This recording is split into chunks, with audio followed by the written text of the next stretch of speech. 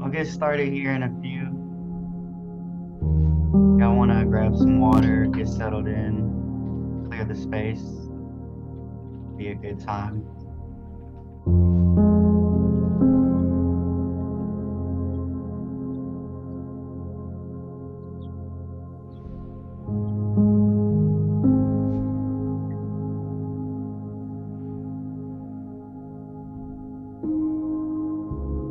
Get started here in like 3 minutes. Start off with our sigh breathing and then the 3 deep breaths, and we'll dive in.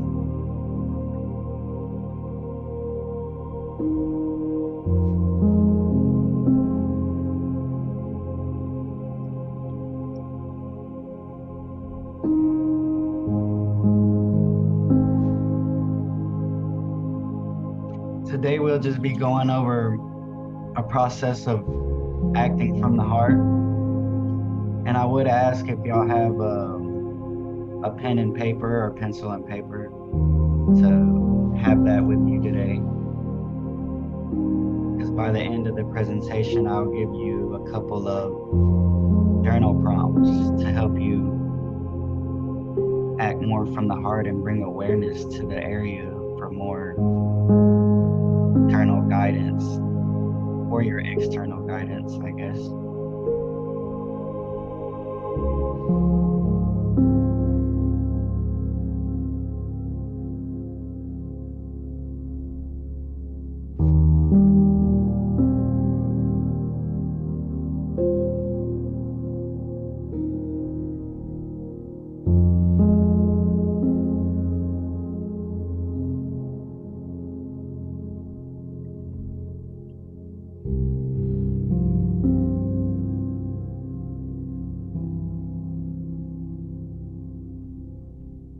Okay,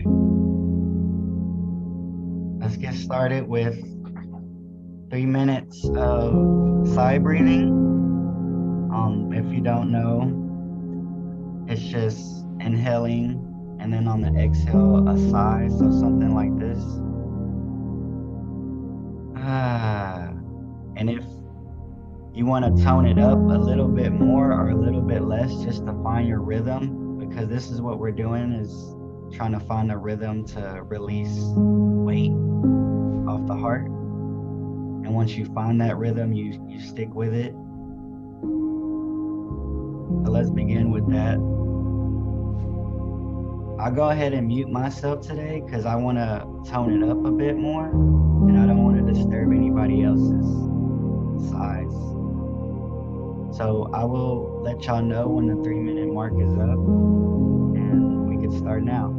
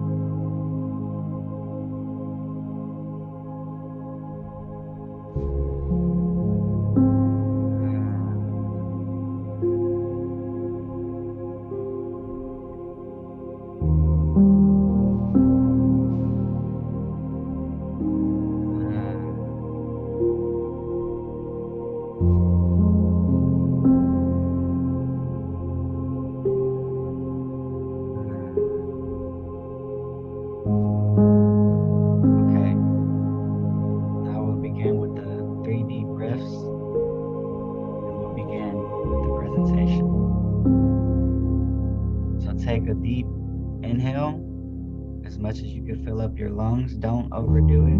Just as much as you're comfortable with. Begin.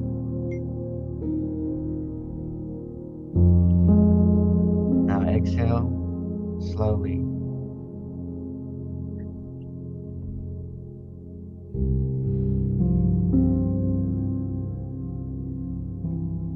Deep inhale.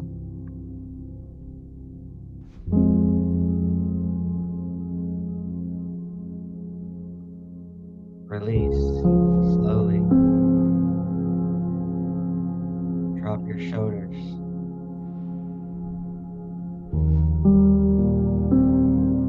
Release the tension in your face. One more. Deep inhale.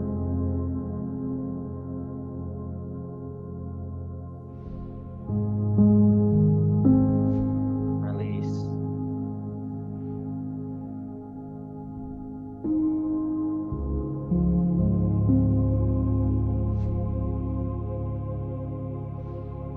All right. And the trick about the exhale, why I say to do it slowly, because the more subtle your breath can become, the more awareness you can bring to your energetic body. So today we'll be going over acting from the heart, as you can see. And this is leading from yesterday, from the knowledge from the heart. So with the knowledge from the heart and the awareness, and just like I was saying yesterday, like the thoughts that you bring towards wanting to even open your heart and bring more unconditional love and things of this matter, you have to start acting from the heart. So what this is, a lot of us know what this is. It's like those first intuitive thoughts that come in for an individual. So say like somebody needs clothes on their back or some food to eat, or anything of these sorts. You act from the heart, instead of start to contemplate about it, about are you going to lose, food or money or love or time or anything like this. So let's dive in.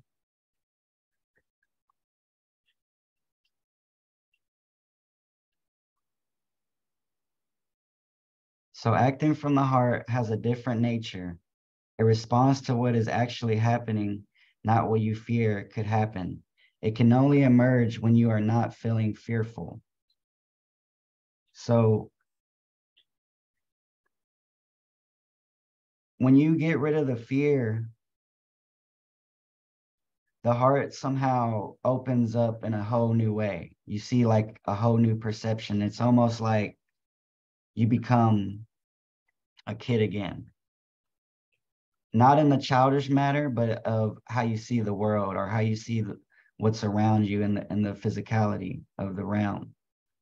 So, but this can only happen until you are not feeling fearful.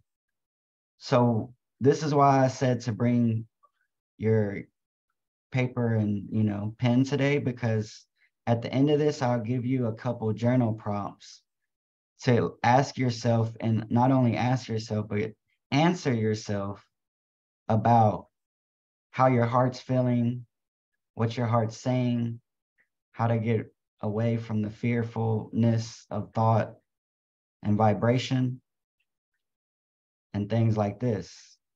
Because fear is the hack. Fear is what's keeping you from seeing your true self. I call it a hack. So the vagus nerve switches from love to fear in a moment.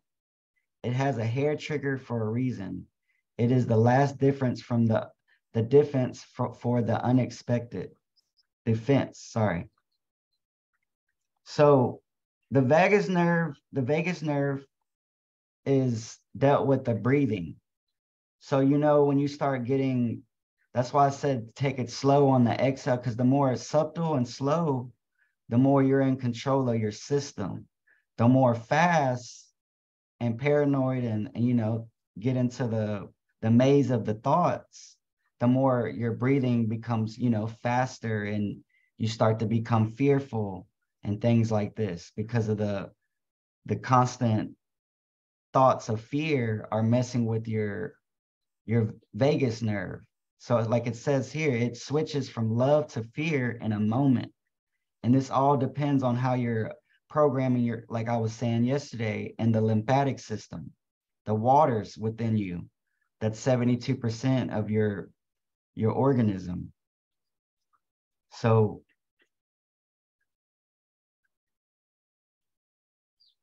this is a couple ways that you can act more from the heart. Show warmth and interest in the well-being and their well-being, and a desire to connect. Help someone with their circumstance. Make commitments and then keep them. Appreciate, respect, encourage, and empower yourself and others. Take the time for yourself, especially when you don't have it. Because this is like when you get cluttered right here. This is important.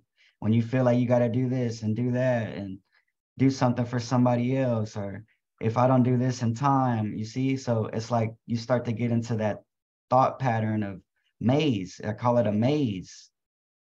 And you start to get fearful, and your breathing pattern starts to become not so much in control, but out of control. And this is what brings panic, paranoia, and all these other titles. So another one that is, and I want to kind of go over this one today too, because I learned something about this.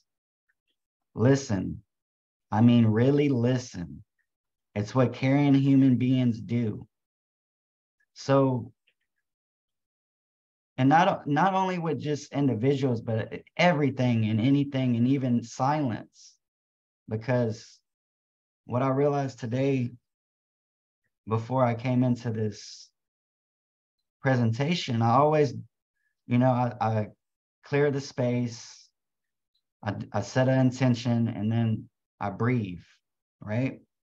So I was breathing and not trying to I wasn't trying to do anything. I just was trying to make sure I was clear for today's presentation. And I had my window open and I could just hear the birds. I always hear the birds, right? But today it was like I was really listening. And I can hear I can hear them like in a whole different matter. Like that, the way they were chirping was like I never heard this tone. And then on top of that, that their flapping of their wings like sounded so vibrant, and like I don't know, it was like a music. It was like I can hear the music of nature, right? So what I want you to get from this is, maybe if you can even do it today, but just anytime, go outside and just like breathe and listen. But don't, the trick about it is though, don't like hardly try to listen. Just like put the awareness and intention to your ears of, maybe even opening up your third ear, which is your inner ear, right? So you can be able to hear the fine tuning of the nature, and you can even tune yourself with the vibrations, right? So that's what I wanted to say about the listen part. And the last one is treat people's time as if it's important as yours. The value of time here.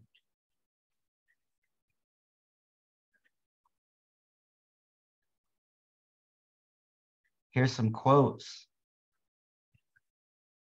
Love without attachment is light. N.O. Brown. Thought is time, and time creates fear. I don't know if I can pronounce this name, but I'll try. Vivekananda. So this is kind of what we were talking about in the previous slides. Like when you get into those thought patterns, or those mazes, as I like to call them, you start to create fear, because it's like, oh, am I on time, or am I doing this right, or am I breathing right? Like, your thoughts just like start taking over. And that's why the breathing and just slowing down and just taking time for yourself and acting from the heart for others, not alone, takes away the thought. It's a trippy thing, because when you start to act from the heart and help others, it's like time and thought kind of disappear, and you're just like moving from a unmovable movable space. I don't know how to explain that exactly, but that's the best I can say now, and we will build on that in later builds. But the unconditional love space is what I'm getting at. And some people call it flow, flow state and stuff like this. But what I come to realize is a state of unconditional love. And it's like when you're really into something and you're just doing it straight off your heart, acting from your heart. And you, one second, let me grab this water. I'm burning up the fuels here. All right. So when you do this, when you're acting from your heart, it's almost like the way time moves and everything is really, really slowed down, if not stopped. And you're able to perceive that and still be able to move through it and help others while doing it. So it's like a lot of us think these little things we do, like holding open a door or saying thank you, it's like, yes, we know it's acts of kindness, but it ripples. It ripples across the ocean. This is all an ocean. That's why I constantly talk about the water and your body, and how even on the earth it's covered. Even in the sky, when it rains, it comes from below, above. It even seeps to the lowest point, and it gets heavy, right? Because it's carrying stuff. That's why I say it carries the data. That's why you need to start programming the thoughts with, more thoughts of balance or harmony, or because I don't want to say good or bad, because that's just, the duality of stuff. We're trying to, like I was talking about in the chessboard game, we're trying to become the observer of all this, not a player or a character, but the actual observer. So just remember, love without attachment is light, and thought is time, and time creates fear. And you're beyond thought and time.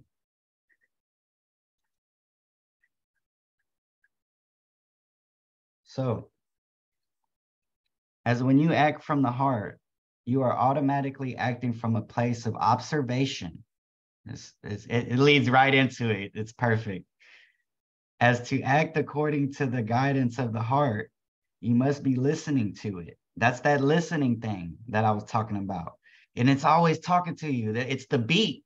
Listen to the beat, because the beat's always going to tell you how you are and where you're at in your system. And if if you're reacting off your thoughts, or if you're reacting from your heart.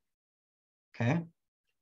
And being in a state of awareness is the best state to act from, as you have the most amount of information about what is happening in the present moment. So remember, what did I say about thought? It's like time. And what's time do? It creates fear, right? So it's like, instead of you acting from the present moment and awareness and observation, you're acting from like a past or a future, you see? Not like what needs to be said or done now. So this is a gem right here, actually. So I'm gonna read over this again, not only for y'all, but for myself. As when you act, because myself is you. So let's go over it again. As when you act from the heart, you are automatically acting from a place of observation. As to act according to the guidance of the heart, you must be listening to it. And being in a state of awareness is the best state to act from, as you have the most amount of information about what is happening in the present moment. So it's like, just breathe on that for a second.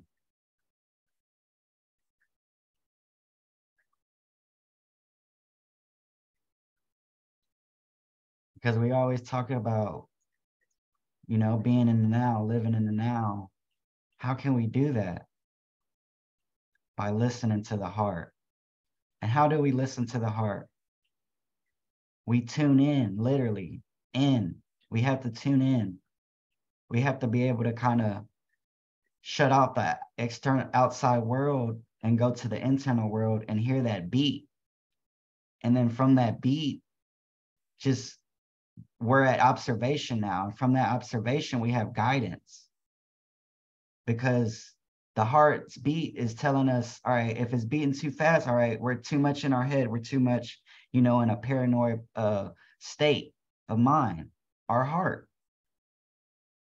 So we want to slow it down. So this is where the sighs or the deep breaths come in. And simple as 1, 2, 3. 3 deep breaths would do it.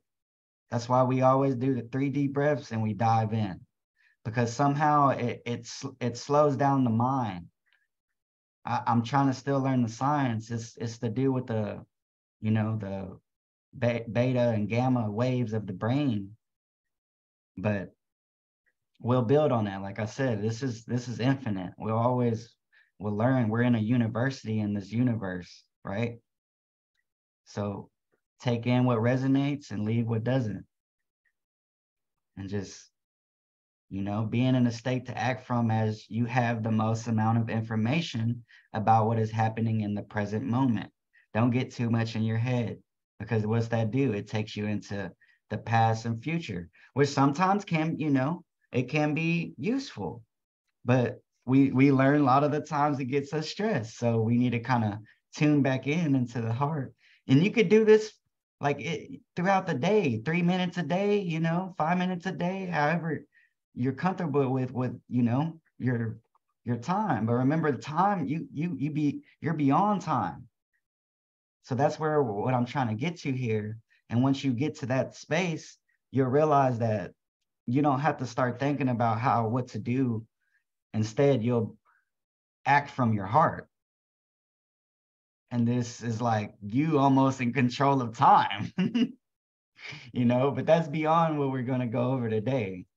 That's why I said these are constant builds, and we'll just go over the 7 main process of opening up the heart. So let's continue. Awakening to the heart's intelligence is an unfolding, a remembering, and a process of discovery. That's why I always like to say I'm only like a reminder, and I'm, even y'all remind me. I sometimes have to talk to y'all to just reflect and to mirror on myself, because it's like I'm missing the point, and then I talk to somebody and it's a reflection. So it's like it's either a reflection or a remembering of like the heart's intelligence, how we're all connected at that point, right? And through that point, we all can be found, like I was saying yesterday. Nobody's truly gone. And you can always find them within your heart, right? You still have that being, that core, that love for everyone and anyone or individual that you might have thought lost. And see what I'm saying here? I said thought lost. So that's like you being in fear, right? So, but once you come back to the heart, it's like all good, So it's just like bringing that coherence between the communication with the heart and the mind, and not always just being in the mind, which the heart is a mind too, which we went over a little bit yesterday as well. All organs is a mind. And once you see that, you operate them in a very productive way, which we'll get into as well. Through practice, it becomes a series of shifts that rewire the entire mind-body operating system with the potential for awakening freedom and liberation from suffering and from our limiting thoughts, stories, and beliefs. So through the practice of doing what we're going through on these 7-day journey of activating the heart, you know, these little things, these little tools that you could put on your belt to just bring more awareness and more love and things like this, or should I say more unconditional love and acting from the heart, it creates shifts in the mind-body operating system. And it, like it's saying here, it gives you potential for awakening freedom and liberation from suffering and from our limiting thoughts, stories, and belief systems, as I like to call sometimes BS. And it's cool. Everybody got their own, you know, what they believe, which I believe is cool, you know. That's what I think is uniqueness in a way. But I would like for us to use them belief systems, right, for our uniqueness, right? Use it as that, and then get to the truth, which is us, and unconditional love, not how the love has become here, like where it's became desires, you know. So we're talking about another space that some still have problems with understanding, and that's why we can't, it's like almost like you can't talk about it. It's a feeling, right? And it's like a feeling we try to describe, but we start putting limitations on it. I've had a whole vision about this, and I'm still mind boggled by it because I got shown something about what we think love is, and like the closest titles that we give it, stuff like unity and stuff like this, right? But it's way more than that, man. And like when you can see and feel that is when you're making those shifts, right? And let me just give an experience I had for those of you that don't know. I was doing a breathing exercise one day, and you know, I'm always about the heart. I don't know, like towards the world and me and my thoughts and, you know, individuals that are me. So it's like I just always bring my attentions back there, right?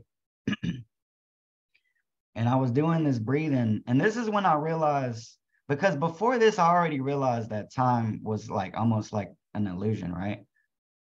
And a couple years later, when I did the breathing exercise, I went within truly. This is the moment of me really going within, right? So what happened was I stopped breathing. Like how you would say like breathing, like for us to live, I'd stop that. And it was for minutes, like I want to say at least 5 to 10 at least, right? And but what was trippy is like I was breathing internally. So I took my breath within somehow, and like it's a trippy thing to explain, but I'll do my best. And if you ever read, you know, any yogic text, that they talk about doing this, it's a technique, right? And they even talk about like, so remember how I talk about listen to your heart, right? You go listen to your heart, and then you get to such a subtle point where you it. I don't know if it's like you turn off your heart or you just shut off all the senses, right? Like your senses, your 5 senses, and you go within, and it's like there's a whole universe in there, right? And you've built it. And I started to travel. What I can only assume, this is only assumption because I'm still, you know, journeying through the technique and stuff, was my breath. But it was moving within instead of me like, you know, like breathing externally, it was somehow internally, and it was traveling through the channels, which is called the nadis in the text, or just, you know, how the blood flows, like your waters. through your lymphatic systems, and like how we were talking about yesterday, right? So I'm traveling and I get to my heart. Once I get to my heart, I realize it's like a bunch of chambers. And I start to dive into my heart, right? And I don't, it seems like my heart has stopped, but somehow I'm alive. It's a trippy, I don't know how to explain. I'm still trying to break it down. But I go inside the heart, and then I realize it's like a whole like journey in there. Like there's like channels here, channels there, chambers here, chambers there. But somehow I'm guided. And I travel all the way to the bottom of the heart, right? And there's this little piece. And this is kind of like the quote we went over yesterday through the Living in the Heart text, the last slide, that there's this tiny space in the heart where just all resides, like all information, like everything, even beyond what you can comprehend, right? And the light, like this beautiful light that I can only perceive as home. That's why in the community it says home is where the heart is, because from my journeys and my experiences, I know that that is what it is. And I got shown everything, right? But how can you, like, I can only perceive so much of it, right? But with the way I think and the way I come back to this realm on earth, as we call, and try to, announce these type of things to the world and to others, to show them like this is real, right? This journey back to home, or back to oneness, right? So that's just a little story that I had to tell y'all that this is real. Like, you can do it. I've been through a lot of darkness, and I know a lot of us have, but I feel like I know that it takes that to be able to shine your light. The more darker you think you're in, it's the more brighter you can shine, really. It's all the same side of the same coin, right? Don't get stuck in if it's good or bad. Just be the observer. And you can only do that from what? Going to your heart. So we'll move on from that.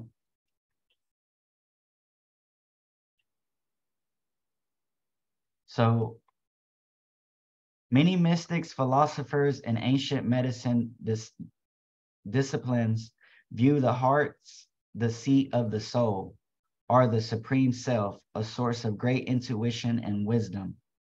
It's almost like, for me, from what I realized from the heart, it's like an infinite wellspring of wisdom. And when you learn how to tap into that love, that unconditional love, that frequency, it's like that's why I was talking about yesterday with the power and stuff. It's like, instead of like trying to use all this stuff to get our love and our desires and money, right? It's like, that's cool or whatever, that's cool. I'm not going to say it's good or bad, right?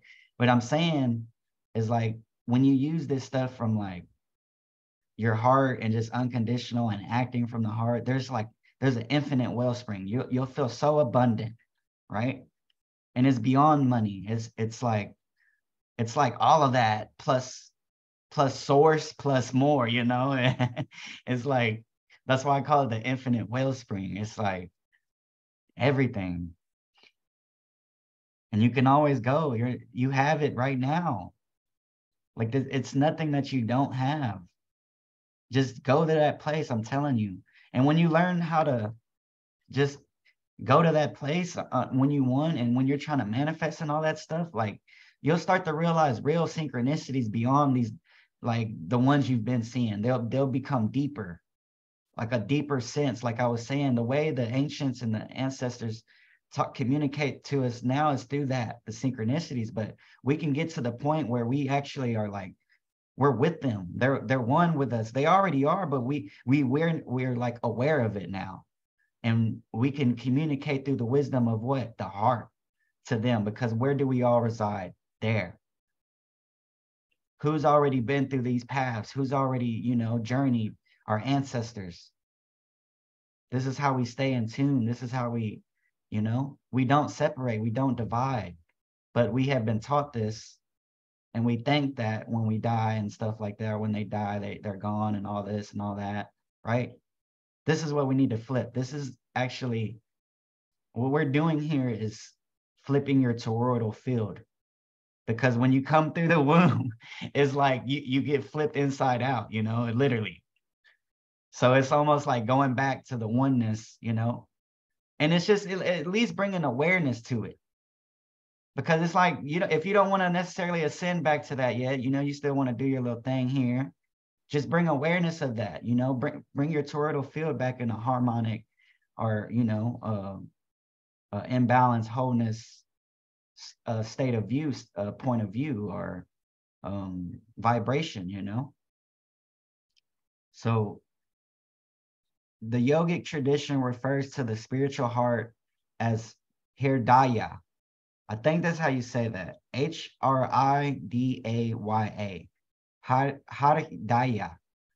Some of these words, and bear with me. A pure consciousnness or a great inner guide that reveals ultimate truth. That's why I say it's us. We always ask what's truth and all, right? And that's why I say it's us. And it's like unconditional love. It's like, and a lot of us think we know what love is, and it's a trippy thing, man. But it's weird because it's us. Like, it's our being, and we start to look for it outside of us. And this is what gets us to the attachment, the lostness, right? Because we're starting to travel outside of ourselves, which I think is a part of the journey. I know is a part of the journey. We're traveling outside of ourselves to understand ourselves, right? But it's like, if you start looking for that like love and like state of like, what's the word I'm looking for? State of comfortability from others, then you start to lose yourself, because that's all already you. You have everything and it's within you. Nobody's making you happy. Nobody's making you sad. That is already you. It's within you. You are doing that to self, right? Through what? Through thought patterns, emotions. That's why I said, like, you're beyond all this. Like, you're beyond time. And once you become into that observer state of mind, like you'll see this. And this takes time, is what we call it. That's why it's like a paradox here. It's like, what? I thought time don't exist. But like, that's why like our thoughts, it's like creating it. Because it's like, oh, I gotta go to work. Well, what time? What time do I need to be there, right? And the calendars and all this, and we'll break down this further. I just want to bring awareness to the frontal lobe, not, you know what I mean, though, just to the brain, like about the awareness of time. And that's why I've been posting on Geneva, stuff about time and the deacons and astrology and how it was created, I guess let's go into a little bit about that. Just a brief thing about why time was created. So if we're infinite beings, right? And this just, the world is crazy, the space is crazy, like stuff is always going on. Like, eventually we need to build some kind of structure or time to like say, hey, instead of going through all this chaotic stuff, all the, infinity, we build some kind of like timing here, right? And this is where the astrology and the deacons and all these different titles of time come to play. And we'll build on that, we'll talk about that in different courses. So that's all I wanted to say about that. Let's journey on. All right, here's the heart-based journal prompts. These are beautiful, let me tell you, because they will help you so much. This is what I need you to write down, and it'll be recorded, but I need to, I need to do the little edits and all that. So the heart-based journal prompts will start with, what does your heart have to say? You'll breathe on this, meditate on this, write it down, look at look what you've written down. So that way you kind of get it out your head. Because I know a lot of us is like, oh yeah, I can remember to say that, right? But the writing down is magical, because the paper and the pen, it got some magic to it, because the paper is coming from the tree, and the tree is rooted, and it has a lot of wisdom, right? So it knows when you're writing down your intention, it's trying to intertwine the intention with the magic to become what we call manifestation. So what does your heart have to say? You could do some sighs on that. You could do some deep breathing and then go in. Just start writing down. It could be small, it could be large. It could be 50 prompts. It could be, it could be 10. So, or 2, it doesn't matter, as long as you get some stuff written down. That way you can bring awareness to both hemispheres of the mind about what you're trying to do. So what does your heart care about most? This gets, this gets intertwined, I feel like, with the mind. Well, I should say with the brain and with the heart. Because it's like, what my thoughts are telling me I want this, but like, what does your heart want? And then intertwine that with your thoughts and see what comes up, right? But you need to first, you need to be able to listen to your heart. That's why went kind of in on that really listen part, because that's important.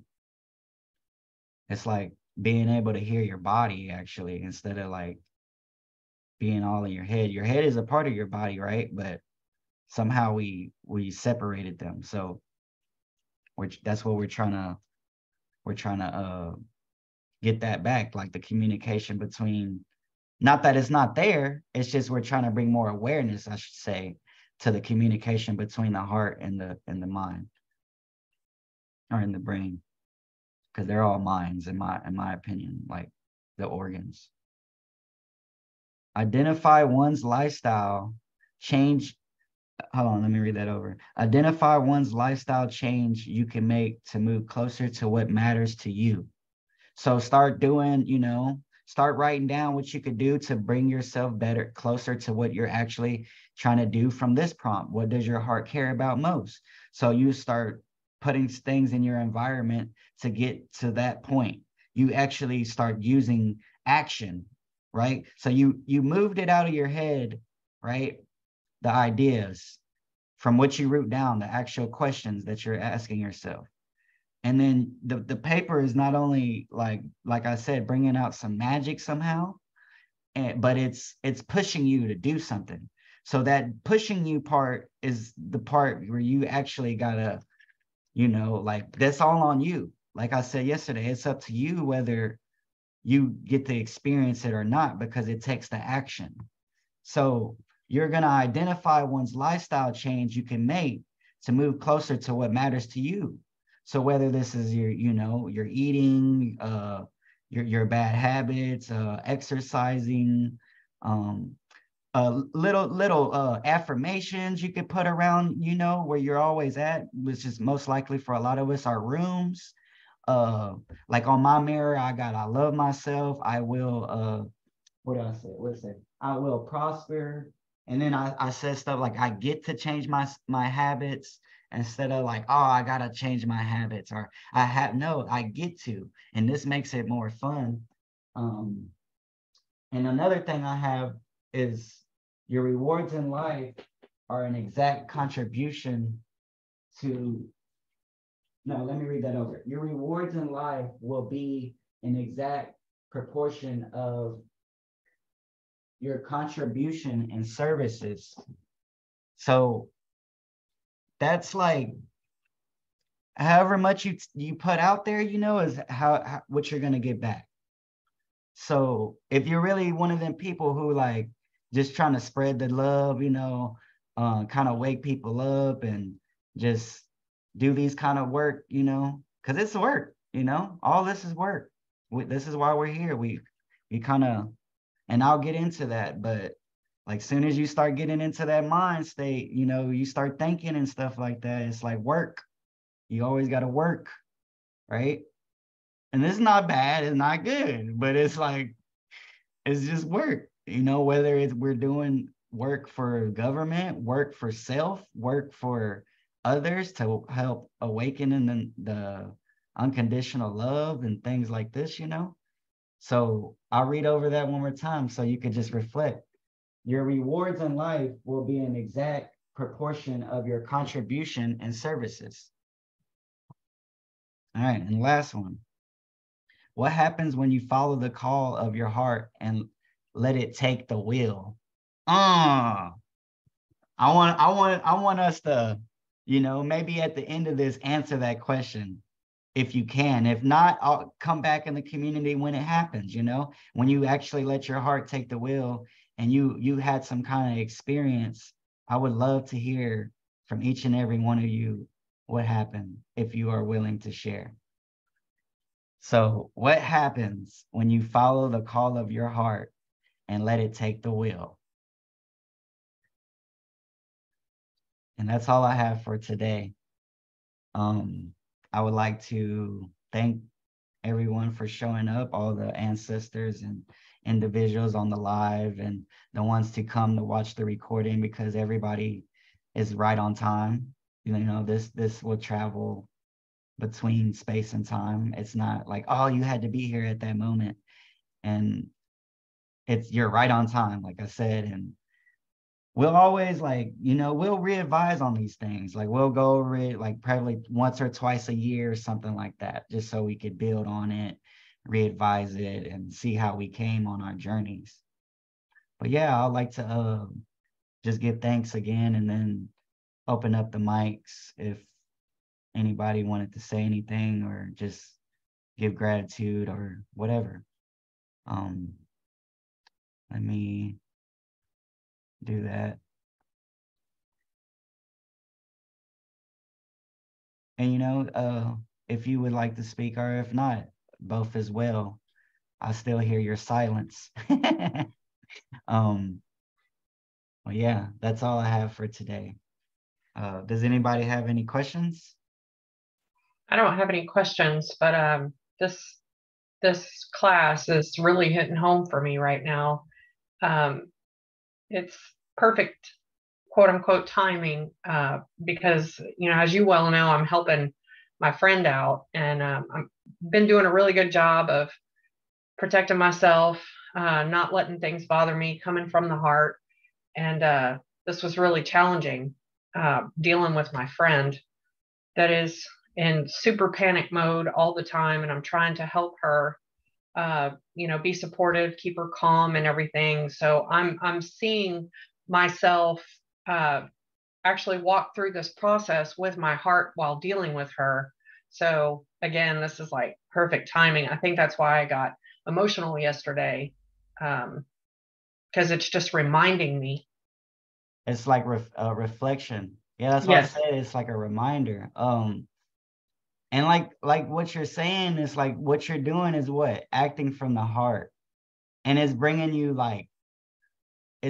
not only like a more awareness towards that space, because remember there's the other spaces too, like the crown, the third eye, and all this, right? But the heart, like I said, I know of it as the bridge between the lower and the higher chakras.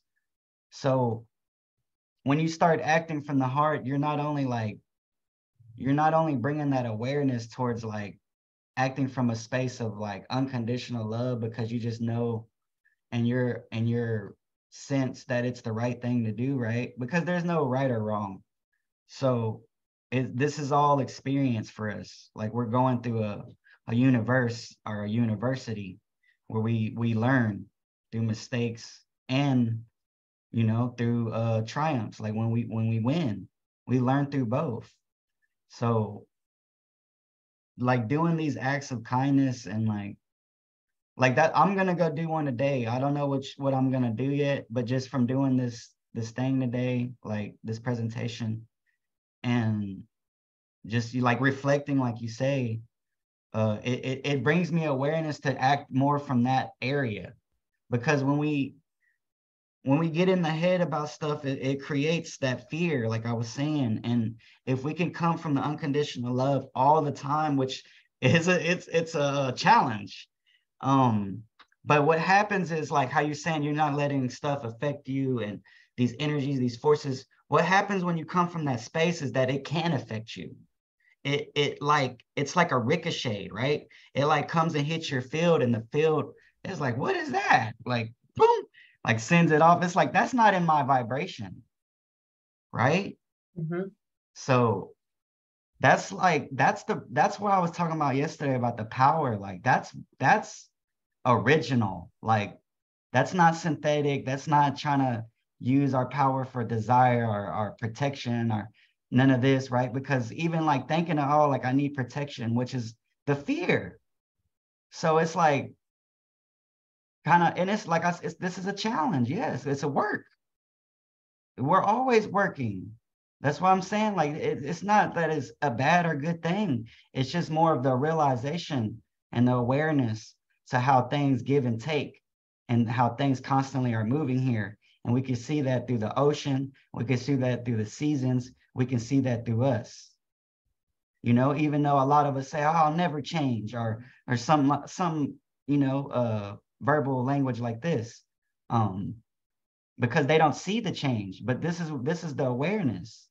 Once you start to become, and it all starts with your, like, I'm not gonna say it all starts, but from my awareness, it starts with the heart and the nature. So start to listen to your heart, start to listen to nature. Once you start to do this, you start to see the patterns, you start to see the seasons, you start to see, oh, the saying of, God has many faces, right? This is that the time that we're in, we go from winter to summer to autumn to fall, right? This is different faces of not only us, but of what we're seeing outside of us. So when you can bring the awareness of that change, you let it happen and you flow with it. Like I was saying, what some people would call being in the flow state. It's like time and thoughts don't exist now. It's like I'm just in this. I'm fully in, and I know what I'm doing. My organisms within my body are set. My course is set. My orbit is set. My timing is right on time.